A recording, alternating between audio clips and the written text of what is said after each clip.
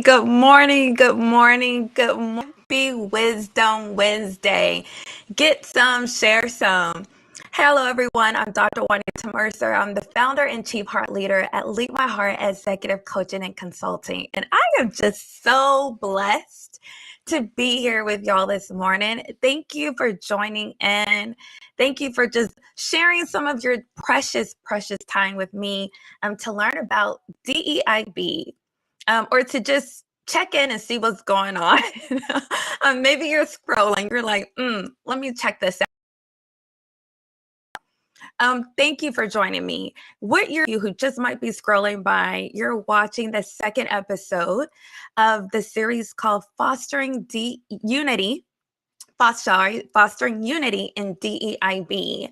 And we learned yesterday in episode 1 that we do that by first establishing purpose.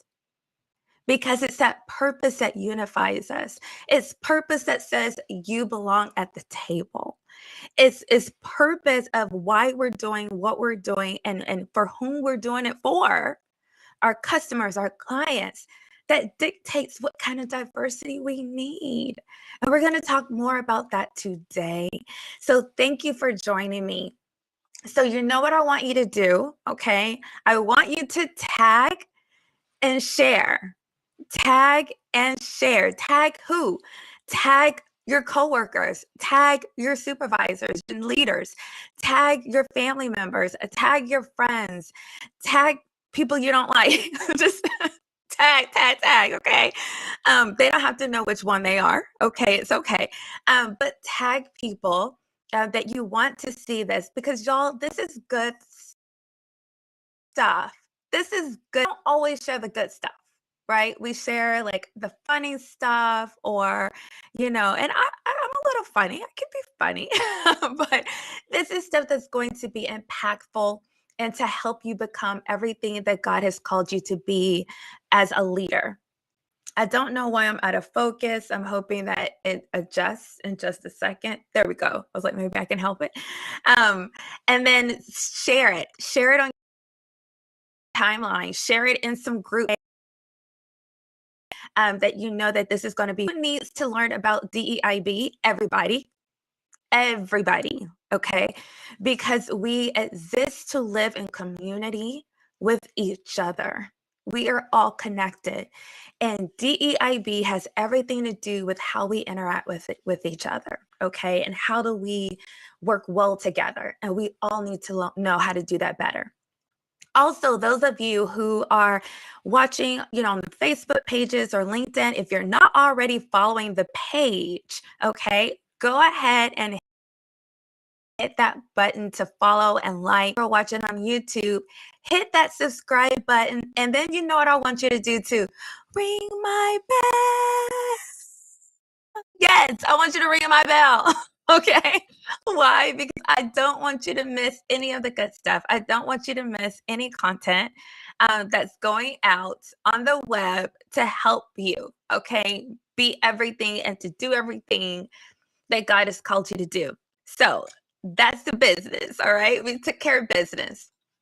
So let's start getting into episode number 2, presenting to you my 7 pillars of diversity. And what that is just different measures, different categories, if you will, of diversity that we should be paying attention to, that we should be utilizing within our organizations and our teams.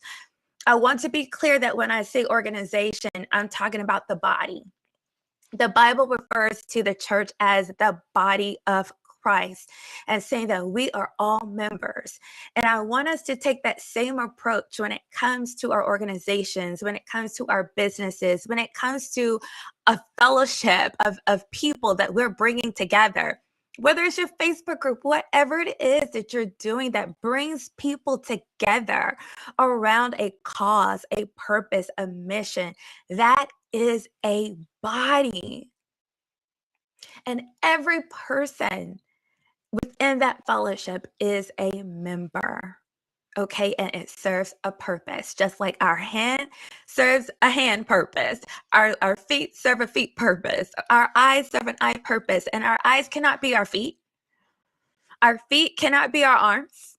Okay, our arms cannot be our hearts. Okay, and so we have to understand that everybody is called, is connected, is empowered, and is necessary, important to the work that we do. Okay, and so that's where we are, and just to know that we are one many parts. Okay. All right. So that's kind of the setup for episode number 2. So let's talk about, what we're going to be covering today. So for the objectives for today is to pillars of diversity. Okay. To expand your idea of what diversity is, that it's more than race, it's more than sexual orientation, it's more than sex, it's more than intelligence. I think those are kind of the go-to, right? When we think about diversity, but it's so much more. Also, I want you to learn how to manage your partiality. Yes, we're going to talk more about that. Yesterday, I introduced it from a verse in James chapter 2. And what we're talking about with partiality or favoritism or biases is not that we don't have them, we do, but the Bible tells us not. And so we're going to talk more about that. Okay. And then to understand how equity, inclusion, and belonging support diversity. How are they related to each other? Okay. All right. So are you excited? Let's get into it, y'all. Let's start with some statistics. So first, coming from an article about the majority of employees, what they want to work. And this is a CNBC article that came out in 2021. I didn't put the whole title there because it's super long, but I gave you enough to find it. But it says that nearly 80% of workers in a survey that they did about the workforce says that they want to work for a company that values diversity, equity, and inclusion. Okay. A lot of times when we think about that, and we hear those words, diversity, equity, and inclusion, the human side of us, not the spiritual side, that flesh side, the troublemaker, that part of us immediately goes to what we're doing for other people, when we should be considering what is it doing, for us, and how I feel, how I want to be treated in this, right? Not just what is happening around us, but what does that mean for us as well? And then in that same article, it goes on to say, and 60% of workers in the same survey, okay, same people, same time frame, said that they approve of business leaders speaking out on social and political issues. Absolutely. Speak out. Yes, say what's wrong. Say what we're doing wrong. Say what we need to do better. But only 30%, 36% of those workers said that they want their own leaders speak. What? Think about that a lot. And think about your own experiences as well, where you may have had that same kind of sentiment, that you want people to speak out. You're glad that I'm doing this, right? You're glad that I'm talking about these issues and that I'm being honest and transparent and saying some hard truths about our own perceptions and how we do it and how we can do it better. But you're also glad that I'm not your leader, right? You're also glad that I'm probably not bringing these things within your context and environment because it makes you uncomfortable, or it causes dis-ease or makes you anxious about these topics, which, to be quite honest, is a natural response. But my question is, why though? Why though? Not just why though? Because that's what we should be asking. Why is it that we want people to speak out? is it that we want attention brought to DEIB, but we just don't want it to be close to home, in-house? We don't want to be the ones being pulled into it. Well, I came up with some why those. And so, why do we choose an action? Why do we choose to want to remove ourselves from the fight? Fear of retaliation? Yes, that's a valid fear. That, you're going to lose your job, that people won't like you, that somehow or another people are going to quiet, meaning make it really difficult for you to work in certain environments, or not giving you the projects that you have the capacity for, simply because you spoke out or you championed an issue.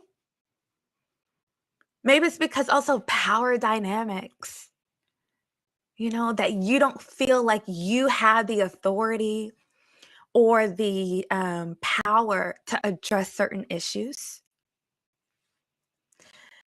Perhaps because the fear of being labeled as difficult and complaining. And we know that as minorities, it's easy for that to happen.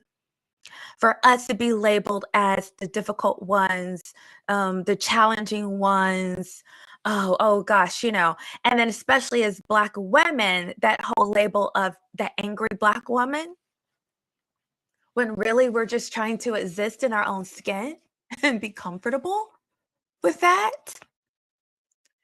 What about the lack of knowledge about how to address issues of discrimination and prejudices don't know the right protocols within your organization to address it or to bring it to the attention of human resources. And that's a failure of the organization, if that's true. Or perhaps you just didn't read the manual. Can I say that? Can I be honest? We don't read a whole lot. We're always giving information, but we just don't read it. Okay, so what do we do with that? But have you asked? Have you asked what's the right way to address this? Whose attention should I bring this to? What's the process here? And it could just be general questions, but you have to start somewhere. What about the fear of not being believed? That oh gosh, you're just throwing things out of proportion. You really didn't see it like that. You really didn't hear it that way.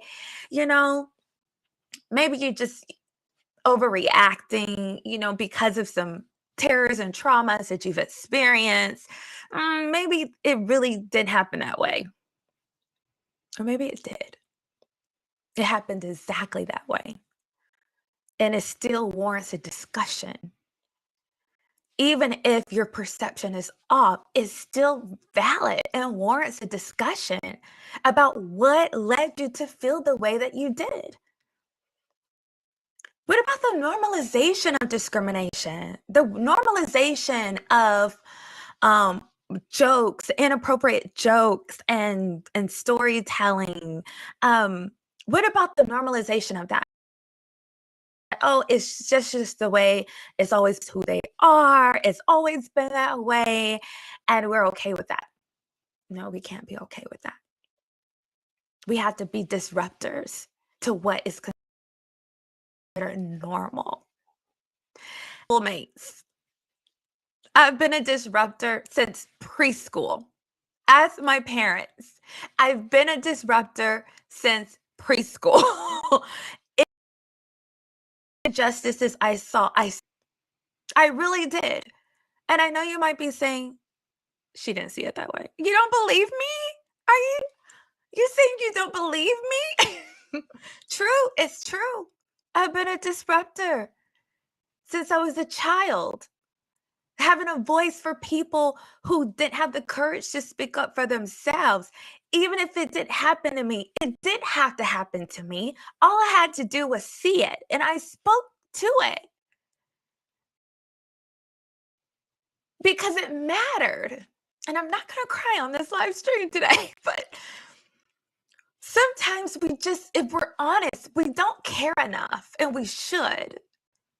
We have to care more about how people are treated and how they feel. And we have to care more about what our role is. And I'm not going to say how we make people feel because we don't necessarily make people feel anything, but we have to own up to our role, right? And how people feel in a space. And then also we have the fear of impeding on individual freedoms. You know, I definitely believe that people have the right to their own opinion, even if I don't like it. You have the freedom to not like someone. You have the freedom to have an opinion ridiculous or hate, in my opinion, right? You have the freedom to do that. So I think a lot of times, especially here in America, where we're all about freedoms and rights, because freedoms versus rights are not necessarily the same. Like there's more, if you will, in terms of perception. It's like a perception of what your liberties are, whereas rights are like you have the law behind you. You have a right to, okay? Like you go to court about your rights. But we have different ideologies about our freedoms. And sometimes we just don't want to impede or don't know exactly where those boundaries are from what you having the freedom to believe what you want to believe versus how that freedom impacts my opportunities and my well-being. Okay. So that's the why though. And we have to be honest about these things. Okay, true false. Get with me here. And you can put it in the comment section, true or false. DEIB is only about hiring and promoting people from underrepresented groups. True or false? False. And you're going to learn more about that in this episode. That is false. Okay. Number 2, DEIB is only about race and gender. False. We know this. I've already given you the answer pretty much about that. It's so much more than race and gender, but that's exactly what we go to. DEIB, and let me go back to that one because earlier I talked about sex, sexual orientation, gender. They're all different. And I'm not sure if we all understand that. Sex is let's say, the assigned organs you have, okay, that God has assigned you when you're born, okay, as in penis or vagina, okay, and how that is assigned to male versus female. Gender is your identity perception of your I wouldn't say sex because then that goes back to the other definition. But we understand that people identify their gender in many different ways. That is not just the duplicity of male and female, but a range of where people. Okay, so that's the difference between gender and sex. That someone's sex could be male, but they have a gender identity of female or otherwise. And then we also have sexual orientation with regards to the sex that you are attracted to, okay, or the gender that you are attracted to. Yes. In this day and age, I would probably say more likely the gender you're attracted to. Okay. So that is the differences between sex, gender, and sex. Okay, for those of you who didn't know. All right, let's keep going. DEIB is only the responsibility of people from underrepresented groups. No, it's the responsibility of everybody. Okay, and even more so, people who are not a part of underrepresented groups to have a voice because we understand and know and how to acknowledge that in the socio-political environments that we live in, it's not the marginalized people who have the power and the voices. That's changing. So of people who are outside of those marginalized groups who have more the power and the authority to make change to be courageous and do that. DEIB is only a problem in some industries. False. It's a problem in every industry. Oh gosh, I didn't even give you time, did I? Okay. I'm not taking the quiz. Juanita, you're not taking this quiz. Calm down. Number 5, DEIB is the responsibility of leaders only. False. And we learned yesterday, it's the responsibility of every member. And there are 2 5s. My bad. That should be number 6. DEIB is a quick fix. We wish. False. It is not a quick fix. It is not a quick fix. Not even changing your mind about it is not often quick sometimes. So, all false. That's the answer key. All false. All right. So, let's get into the 7 pillars of diversity. Okay. Let's start with this one, enlightenment. Enlightenment. That is the first pillar. And by enlightenment, I'm talking about what are we exposed to as spiritual beings, as human beings throughout our life, our awareness of something, our awareness of issues, our perspectives. Diversity of enlightenment refers to the presence of different perspectives, understanding, and ways of thinking within the organization. Enlightenment is very closely related to culture, age, race, generation, your religion. That's your perspective. That's your way of seeing. That's your lens for life. The different ways in which you identify, because you're exposed to those things, is your awareness of those things, your perspective shaped by that. Okay? So enlightenment. And so a lot of the things that we think of when it comes to diversity, all of those really fit in right here for the most part. And this is just the first one, enlightenment. Okay? Again, those things that form your perspective. Number 2, energy. There's a diversity of energies. And when by energy, I'm talking about motivations. We all have different attitudes and aspirations. And when we have a diversity of energies, we're talking about those different things in an organization that are reflected in how people make decisions and solve problems.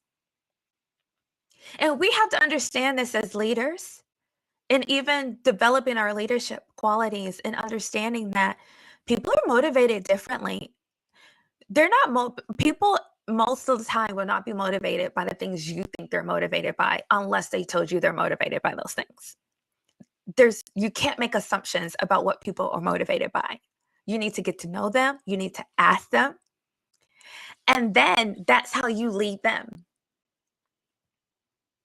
What are their attitudes about certain changes and things that are happening within the organization, or attitudes about what's happening in the world around them? It matters. We all bring these different energies and motivations and different goals and aspirations and dreams to the table. Excellence. What is excellence? It's the various ways that we have capacity for things, different capacities, different skills, different creativity, and our abilities to innovate. What does that look like? Much of an artist here, because I think that's, oh my gosh, I think art and the ability to paint and to see the way things are seen, and then you can replicate that and create it from scratch. That is like so much like God. It's beautiful. It is a have. And if there was ever a skill that I could just like really have and develop and like want, it would be that. I sketch a little bit. I have a background in fashion design, for those of you who don't know. I did sketch a little bit in the time that I needed to, but I never felt like an artist necessarily, but definitely having the creativity and the vision for it.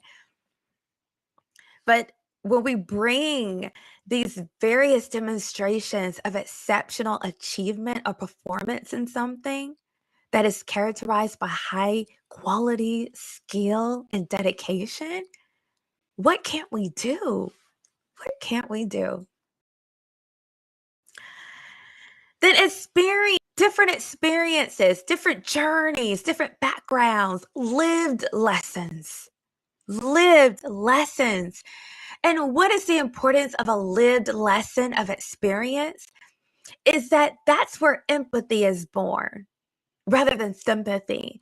See, I can have education about something or knowledge about something and sympathize, just kind of understand. But when I have experienced it, that births empathy. Now I understand from a perspective that I lived it. I've been there. I felt what you felt. I've smelled what you've smelled. I've seen what you've seen. I questioned what you questioned. And that is a powerful thing when it comes to serving your clients and customers well and each other. So you want a diversity of experiences, just like you want a diversity of education, training or instruction, formal or informal. Lived lessons, that's an education. Okay, but from this more formal perspective, education refers to a presence of a wide range of educational backgrounds, of different fields, degree types, degree levels, certifications, workshop, and different types, private, public, community, university. There's so many different, ways that people are educated now, online, in person, and the experiences and all that brings to the table is not black and white.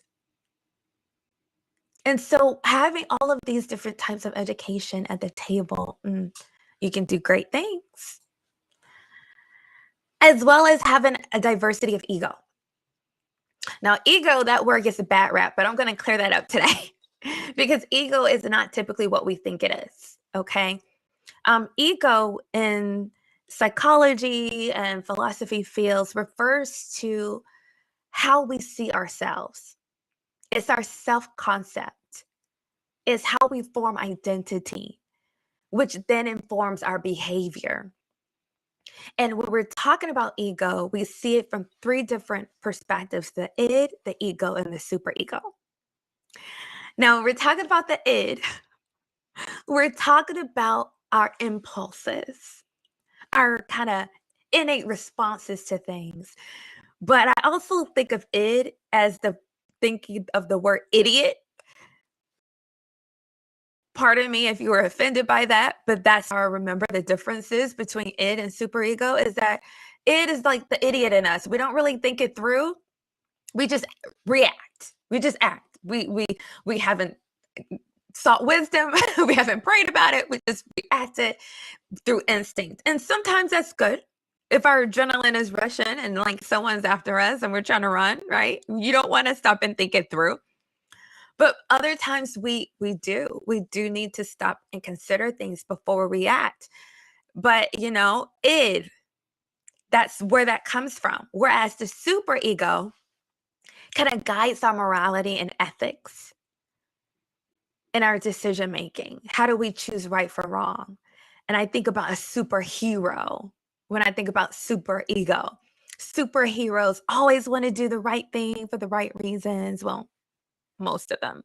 Marvel's kind of trying to change the storyline with that a lot of times, okay? But typically, when we think of a superhero, we think of someone who is courageous and morally, and so how do we go from it to superego, these two extremes of thinking things through, really trying to do the right thing versus impulse? It's the ego. It's the ego that brings now us into a reality of how we're going to respond. It negotiates between the id and the superego. It is the compromise. And the ego is what we see working day to day with each other as we serve our customers and getting to know them and our clients, that we're introduced to the ego. Okay. So ego is not, oh, you think so much of yourself. Well, it's how you think of yourself. but it's not synonymous with being egotistical or narcissistic and all these things. It's simply how you perceive yourself and how people perceive themselves matters. Why? Up and how they make decisions, how they communicate, how they set goals, how they strategize, how they adapt to their environment, problem solve, and how they process information. And we all do that in different ways. Why? Because of the ego. And so we do need a diversity of ego. Because when we do have a diversity of ego and we can learn from each other, oh gosh, I didn't consider that. I like how you thought that through. I like how you process that. We can do great things. Are you seeing the pattern here? And then the last one, the seventh one, is evaluation. When we're talking about evaluation, we're talking about the different ways we judge, form opinions, or our biases. We have them. We have them. Bias is not a bad word. It's just a natural thing. It's as natural as breathing. But it's evaluation is how do we form, the way that we determine self-worth of something. Not self-efficacy and all that, right? That kind of goes back to ego. But what I meant to say is how we determine the worth of a thing, the significance of it, the value of it, or people. When we're talking about evaluating things, it usually goes referred to a thing, a situation. But let's be honest, we do this probably more so even with people when it comes to judgments and opinions and assumptions. Because a lot of times that's what it is simply an assumption. Because we haven't looked at the data. It really isn't based on a true, real experience. It's just thoughts and ideas that we've come up with that make us comfortable. And that's why we hold on to them. Because in some way, it benefits the ego. It makes us comfortable. It helps us build that sense of identity when we look at others a certain way. Why that is, you know, I don't know. I don't have all the answers. That's certainly not my specialty, but that's the reality. And so, how do we navigate that? And this is why I put at the end a diversity of opinions and even biases and all of that to understand different people's reasonings or the lack of why they prefer certain things. But that is what we have to understand is that we really are talking about a preference. For example, which beverage do you prefer to drink? Coffee or tea?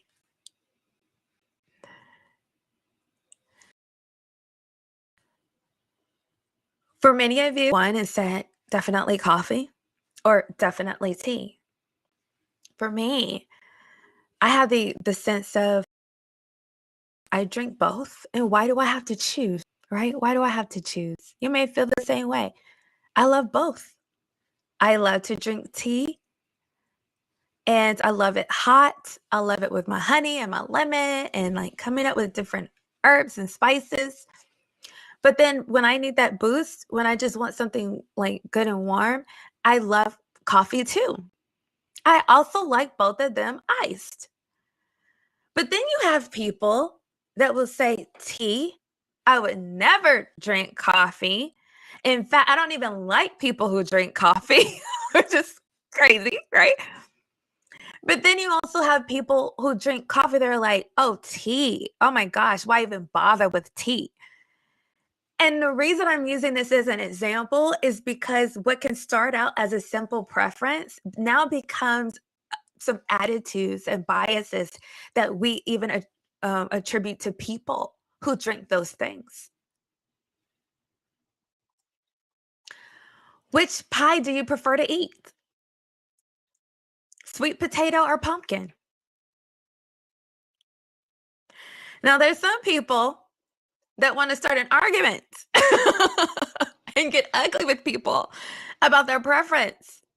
What's your preference? Mine, I prefer pumpkin pie. I do. I will eat sweet potato. I don't have a problem with sweet potato, but I really do prefer pumpkin pie. I really do.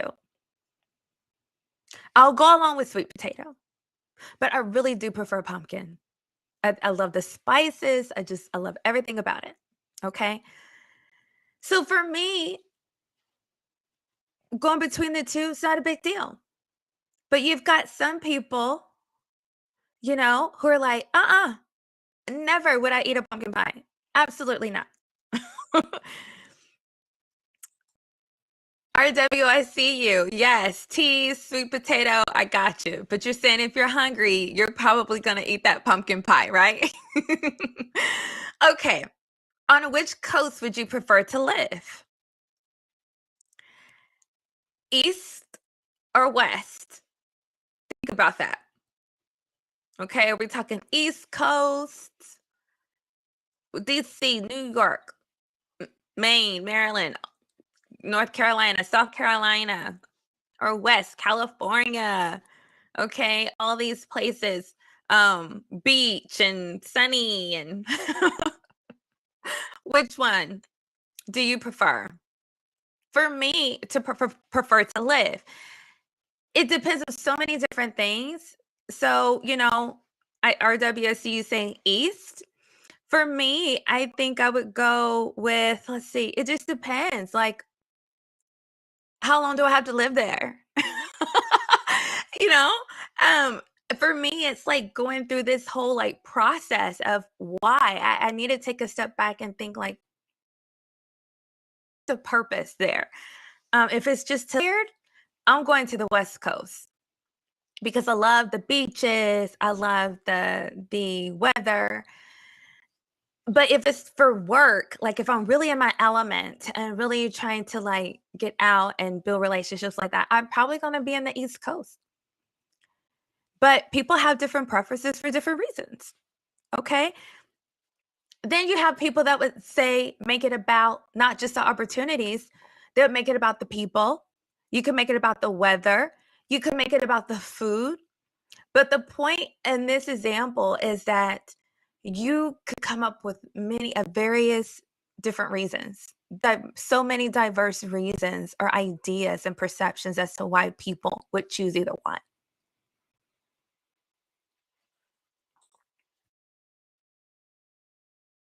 Country would you prefer to visit? Canada or Mexico? Not yet been to Mexico. I actually booked a trip and I ended up canceling it. And I'm so glad I did. It just didn't sit right with me to go. But I went to Canada. My mother and I went, and it was amazing. We had a wonderful time in Canada. So, because I've already gone to Canada, now my preference is to go to Mexico, you see? But when a lot of times we hear answers or we see people make decisions and we have no idea what led them to that decision if we don't ask or we don't know. Right? If I just said Mexico, you could assume, oh, well, maybe it's because of the economy. Maybe it's because of the food. Maybe because it's closer to Texas. Maybe because Canada is too cold. No, it's simply because I've already been there. We have to ask. Okay, you, Canada, and RW, you both said Canada. All right. Which PCP do you prefer to have? Now this is a biggie. Now we're getting to people, but I want to show you something here. A male or female? Okay, and we're talking about simply sex here. But which PCP do you prefer to have? I have a female gynecologist. I prefer a female gynecologist. But because I have a female gynecologist, I want a male PCP just for a diversity of perspective, honestly, and background. I value that. But for some people, you might say a female or a male for various reasons. But a lot of times we do this, and I want to show you some bias here. The implicit or explicit biases that we have, that we haven't met the doctors a lot of times before we reach out to them and show up and say, I want to be your new patient.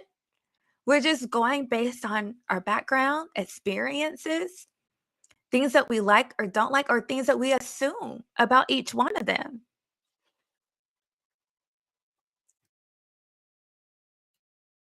Which professional attire do you prefer? Do you prefer a suit or do you prefer jeans? Now, this may seem like a weird question, but I want to bring your attention to the idea they have different if you immediately looked at this and said, jeans, how could jeans be professional? Well, because already we have a different of opinions as to what professional means and what it looks like. When I was still professional, is how I carry myself. If I needed to go do a presentation at the White House, I could still do it with excellence, regardless of the jeans that I'm wearing. Now, I would not wear, personally, I wouldn't wear jeans there because of the aesthetic appeal that I want to present. But in regards to my behavior and my quality that I bring to the table, it's not a matter of what I wear. Right? Absolutely. RW, I agree with you. It could depend on the company. If for one company, jeans are fine all the way up to the CEO. But then if a person were to show up in a suit, it would be like, who do they think they are? Right? Then we're going with biases, right? It's like, ugh, who do they think they are? Are they trying to be the boss? And so I relate that to aura intelligence. I love to dress up. I love to wear suits and look really, nice. I feel empowered. I love how I feel when I dress that way. It's about me. But when I think about aura intelligence, something that I'm starting to teach now and understand, that other AI is what I call it. The other AI that we need, the aura intelligence, is understanding that my wearing a suit or being super dressed up in certain environments can bring the wrong type of attention to myself. Or should I say, it could communicate something and it gets lost in translation in a way that I don't want it to. For example, the church I go to is very casual. For certain events, we will dress up. But on Sunday, I would love to, be all like glammed up. And sometimes I am. They know me. Sometimes I go there. But for the most part, why would I show up to dress that way in an environment where I am a leader and stand out in a way that I don't necessarily have purpose in standing out in that way? And so I have to realize that I play a role. We often, let me finish that statement before I leave that. We play a role in how other people perceive us. Even Jesus asked the question, who do you say I am? And so we have to understand that all of us do have biases. All of us do have preferences. And the preference for something is a lot of times shows up as a prejudice against something. I'm going to say that again. Our preference for something many times shows up as a prejudice against something. And that's just us being human. But then we get to James chapter 2, verses 1 through 9, that says, do not show partiality. Not to not have it, because that would be impossible. And I love this because he was saying, don't have biases and favorites and preferences, because I know you're being human. The command here is to not show them, to not demonstrate them in relation to other people, loving people. When it comes to being a great leader, to not show it. So let me zoom in here so you can read with me. James chapter 2, verses 1 through 9 says, "My brothers and sisters, believers in our glorious Lord Jesus Christ, must not show favoritism." Okay, that's the other word for partiality. Do not show bias. Do not show preferences. Suppose a man comes into your meeting wearing a gold ring and fine clothes, and a poor man in filthy old clothes also comes in. If you show special attention to the man wearing fine clothes and say, "Here's a good seat for you," but say to the poor man, "You stand there," or "You sit on the floor by my feet," have you not discriminated among yourselves and become judges with evil thoughts? Do not judge, right? Listen, my dear brothers and sisters, has not God chosen those who are poor in the eyes of the world to be rich in faith and to inherit the kingdom he promised those who love him? Yes, he did. But you have dishonored the poor. Is it not the rich who are exploiting you? Are they not the ones who are dragging you into court? Are they not the ones who are blaspheming the noble name of him to whom you belong? Meaning your God? If you really keep the royal law found in scripture, love your neighbor as yourself, you are doing right. But if you show favoritism, if you show bias, if you show partiality, a preference for different people, you sin and are convicted by the law as lawbreakers. You may have them, you will have them, but don't show them. We have to treat the person who's dressed up and looking good and glamorous just as well. Or no, let me flip that. The person who doesn't look as glamorous and well dressed, who might be dirty and torn clothes, we have to treat them with as much goodness and honor and respect as we do the person who is. The same thing applies to sexual orientation, to gender differences, to people who don't have the same level of education of you, the people who actually drink tea and you can't stand it. You have to respect them as well. People who think differently from you, who process differently from you, who communicate differently from you, who have different cultures, languages. One of the things that irks me the most about language is that we insinuate that people who don't know English very well are like unintelligent or like ignorant in some way. How do we come to that? Simply because they're having difficulty expressing themselves in a new language. The same way you would have difficulty expressing yourself if everyone around you only spoke French and you don't speak French, but you're trying. When China, it would really hurt me to think that because I didn't pronounce Chinese words or Mandarin the correct way, and I know I didn't all the time. Trust me, I know I didn't. That they looked at me as being ignorant or unintelligent or less than. And I have a PhD, which doesn't really mean anything other than I did the work. Okay, I'm not better than anyone else. But my point is, a PhD is a sign of discipline, educational excellence. Okay.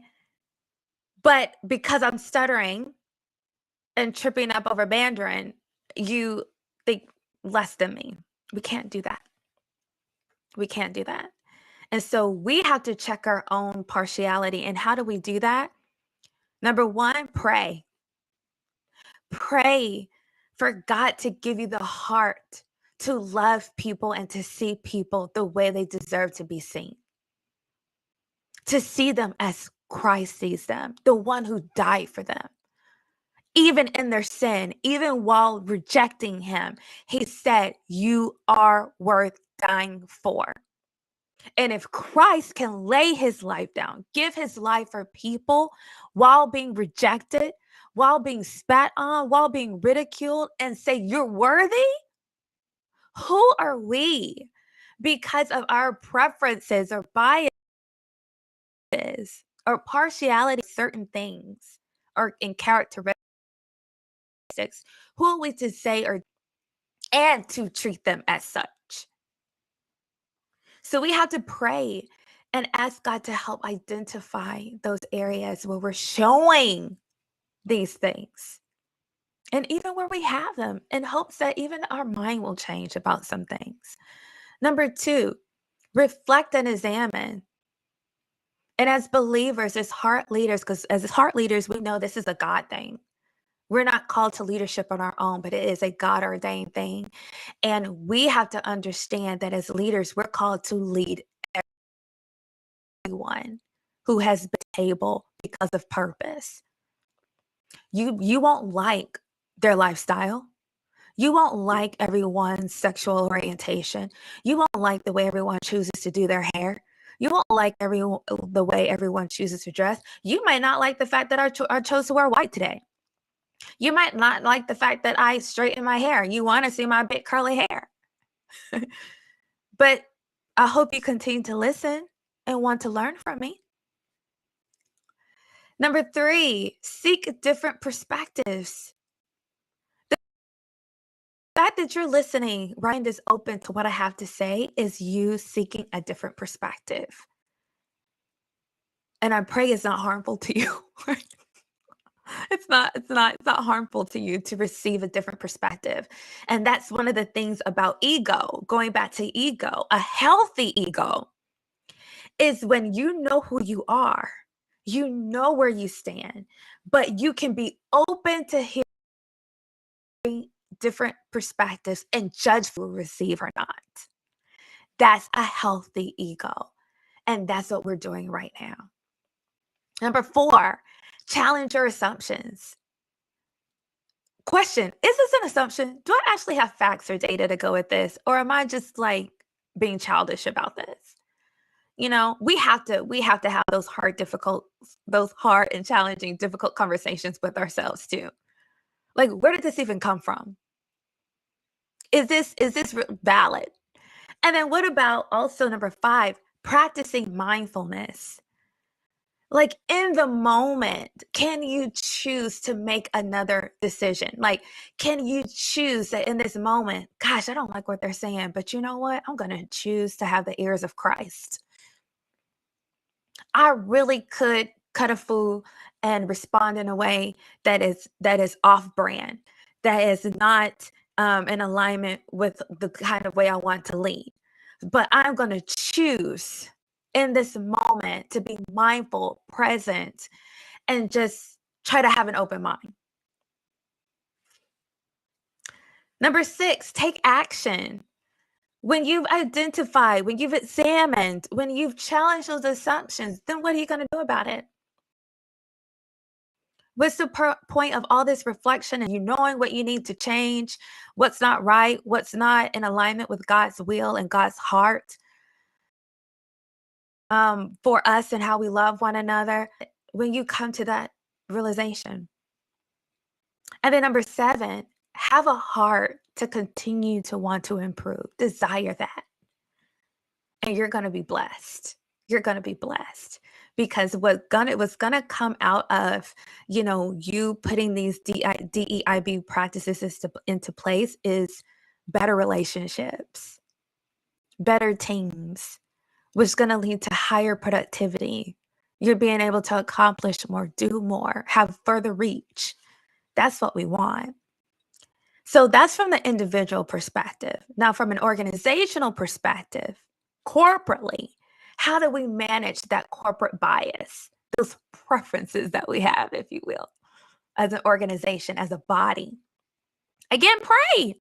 Yes, pray. Y'all need to come together and pray as well and seek higher wisdom and guidance that we don't have in ourselves to be able to do this. because at a bigger level, you're talking about impacting tens to hundreds to thousands to even millions of people, depending on what you do and how you do it, who are impacted by what you do and the message that you communicate and how you treat people. So you got to pray and ask for higher guidance from God to lead you in this and identify the areas that need improvement, and then collect data and analyze it. Collect it and analyze it. Collect it and understand it. Collect it, analyze it, and then report it. I feel like we're in an age of data junkies, being data junkies. We love the data, but we don't analyze it to get to the point to say, now, what does this mean for us as to what needs to change? What do we need to do? And so when you get to the analysis part, then that's going to lead you to number 3, policy review or revision. That's that critical action, the thinking. But now, how do we get to critical action where we're actually putting some things in place and implementing controls? And by controls, what I mean is if we know that we have a problem with hiring, let's say we live in a community that's close to an indigenous community, and we know we need to represent that community then, but we have preferences for people who aren't, then we need to put in controls, right? When it comes to the application process, where we encourage indigenous people to apply, but then we don't put that on an application. Maybe we do a blind application where they don't have to identify themselves as that, so that we get them to the interview and get them further along in the process without impacting our own, allowing our biases and preferences and prejudices to play a role in that. So that's just one example. And then monitor and evaluate those controls. Are they working? Is it doing you justice? And if not, change it. Again, continue to want to improve and to guard your heart in this matter, to desire that people be treated right and fairly, and then also be courageous. Be courageous, because that's what DEIB requires. To be courageous in getting out of what makes you feel good and comfortable. Overcoming your own fears of embracing differences and seeing people the way they want to be seen. I have been in situations where I've literally been in situations where have outright refused to call me Dr. Mercer.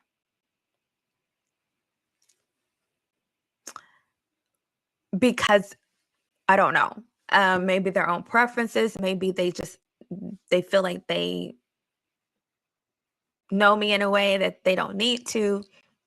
But after I have introduced myself as that, and even communicated that that's how I want to be referred to nations or environments, people have outright refused to call me Dr. Mercer.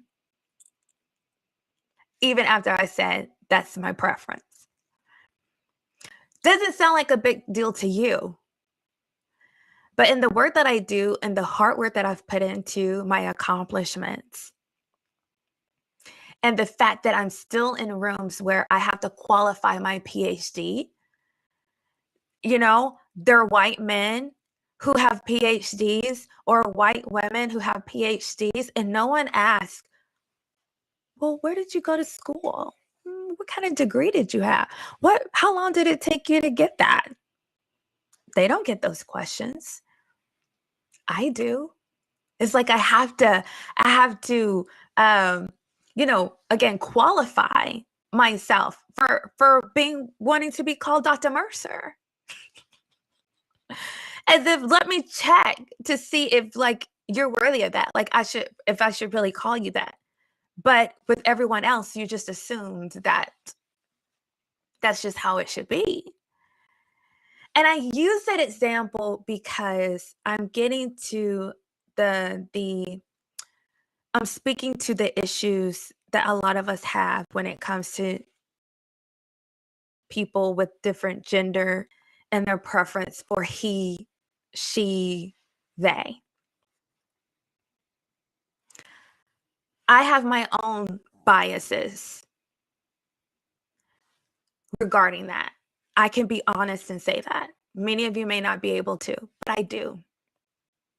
But the one thing that anchors me in saying that regardless of where I am with my agreement or disagreement with that, what I can agree to is the human dignity of a person. That we all have identity, and I don't get to tell you how you should primarily identify. I primarily identify as a Christian woman with a PhD. I'm just being real. I'm being real. Because that was such a different, the process really impacted me, y'all, in a way I won't talk about here. But the process of the PhD and my dissertation and all of that had a major impact on my life. So it may not seem like a big deal to you, but to me, that's how I primarily identify, not as a Black woman, not as a Black person. But when I'm in certain rooms where I might be the only Black in the room, then yeah, that becomes a primary identifier. But I don't wake up in the morning feeling Black, but I do wake up in the morning feeling like a child of God and a woman with a PhD. Okay, whatever. But what am I getting to here? For someone to say, I don't want to call you that, and to know how that feels because they don't know the story behind it and what I've gone through and what it means to me, I can respect how someone wants to be identified. And that's where we have to get to. As a woman of faith, as an educated woman, and blah, blah, blah, so on, so on, so on. I have a lot of opinions and backgrounds as to why things should be or why things shouldn't be a way. We all do. But we have to find a way to come together around our own values, knowing that every person wants to be respected, every person wants to be seen and heard. No one wakes up in the morning and says, I hope I'm not seen or heard today. I hope people disrespect me. I hope people treat me like crap and make me feel like I'm not even a human being. No one wants to feel that way. And so even if I don't agree with your perceptions, I can meet you halfway on the fact that respect, dignity, that matters to me. And I can give it because I want it to be received. Okay. So I pray that touched your heart because it certainly came from my heart and how I want us to be open to, things and people around us and just having a new perspective. Now there's some things you're just not going to give on. I'm right there with you. There's some things I'm not going to give on, right?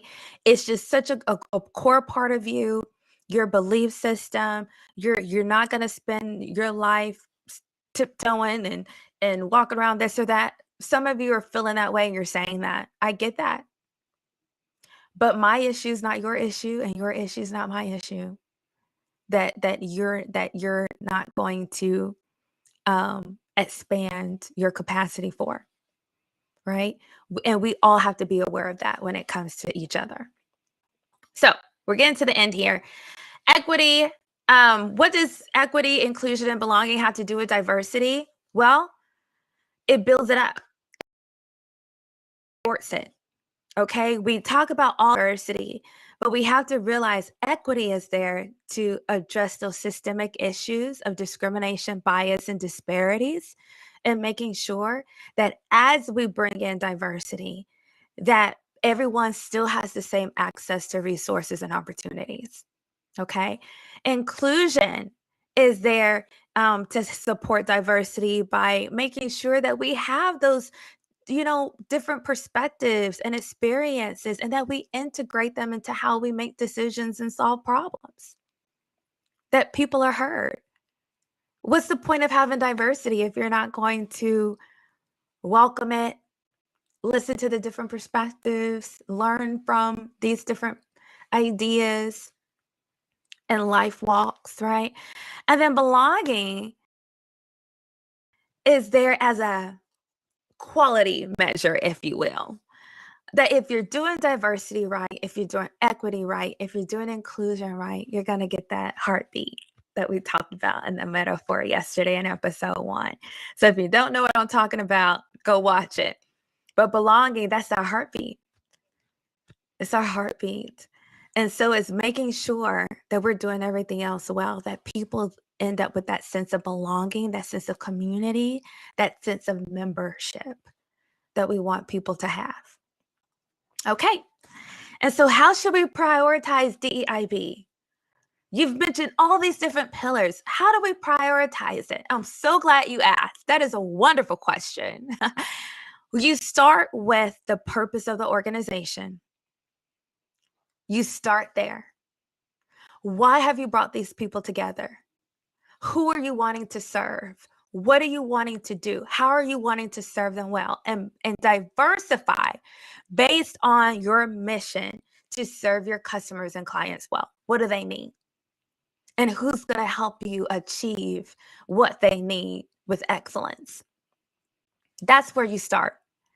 And then consider equity and inclusion, the needs of your, the equitable and inclusive needs of your employees, your team members, to make sure that they feel seen and that they can work in excellence and truly experience fulfillment in their professional life. That's the goal.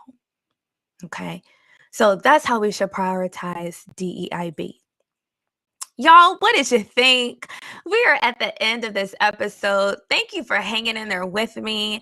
Comment, share. What are your final thoughts? What are your final takeaways? And then if you haven't shared this video, what are you doing? Hit that share button. Hit that share button and tag some people and say, you have got to see this. She is talking about what we need to talk about. She is hitting on stuff that, I haven't had the right language for, but she's talking about it. We got to do this. We have to implement this. Tag those people, okay? So they can be in on it too. Join me tomorrow for episode 3, and this is going to be the last episode in this series. I apologize for having long episodes, but for me, and I know that my clientele, y'all have such busy lives. It's either this or like 8 episodes, and I don't want to do that. So, put on your earbuds, take me with you on your walk as you go walk an hour. I encourage that, as you're watching these episodes, do something meaningful for you. Go take a walk, or let this be a time that you just have a breather and just listen to the episodes and be inspired. So, let me go back. Tomorrow's episode, we're talking about how to lead the heart of DEIB. Episode 1 was, the heart of DEIB, understanding it. And then tomorrow, we're focusing on leadership and leading it, discussing the benefits, challenges, and strategies in leading DEIB effectively. Okay. I also want to bring to your attention that I have a book. And this is my debut book, the second edition of it, that's only in paperback, okay, on Amazon and Barnes & Noble. Go check it out. What does this have to do with leadership, the man you need to marry? Everything, because we women need to make sure that the man that we date, the man that we marry, the man that we commit to submitting to loves us as Christ loves the church. So it's going through using 7 women's experiences with Christ and how he demonstrated the heart that the man we need to marry should have for us. So go check it out, get close to Jesus, and also learn about the qualities of the man you need to marry. Okay. And then also, I am an executive coach and consultant. If you like my style, if you like how I come with it, because that's important when you're thinking about who you want to walk with you and partner with you and accomplishing your goals. And if you think that I am the person for you, reach out to me. Okay, let's talk, and let's talk about how I can partner with you as an executive coach or an executive team coach for your amazing staff and team at your organization. Okay, and bring life coaching to you. Remember, y'all, live and lead with purpose. And you can find more about me and what I do at leadmyheart.com. And also follow me on social media at Lead My Heart 2022 on LinkedIn, Facebook, um, YouTube, Twitter, TikTok. Okay, you can find me there. Well, y'all, thank you so much. I love you all, and I pray that you have a wonderful rest of your day. May it be blessed, constructive, and intentional. And remember, in everything you do and with everything you have, love God and love people.